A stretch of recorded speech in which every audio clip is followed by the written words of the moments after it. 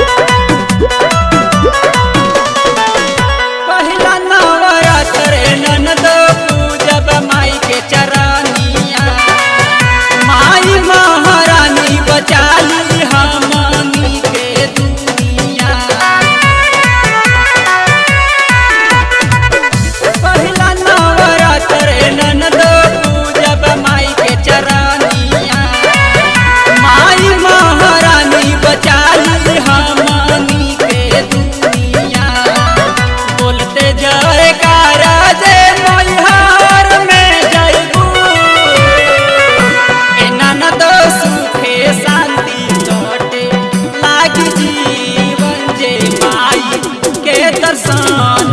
करबो एना न दो सुखे शांति लौटे लागी जीवन माई के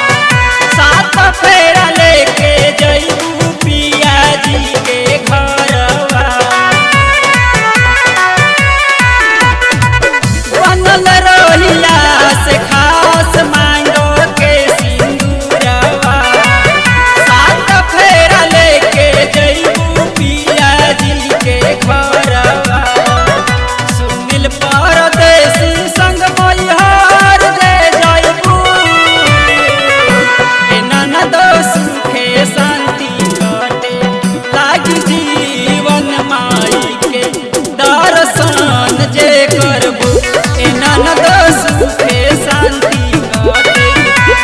जीवन माई के दर्शन जे करबो भक्ति भजन में लगाव मनवा आजै बुनन दो सुंदर सजनवा बोलते जाए कारा जे मोहर में जइबू बोलते जाए कारा जे मोहर में जइबू एना न दो सुखे शांति लागी जीवन माई के दर्शन जे करबू एना न दो सुखे शांति लौटे लागी जीवन माई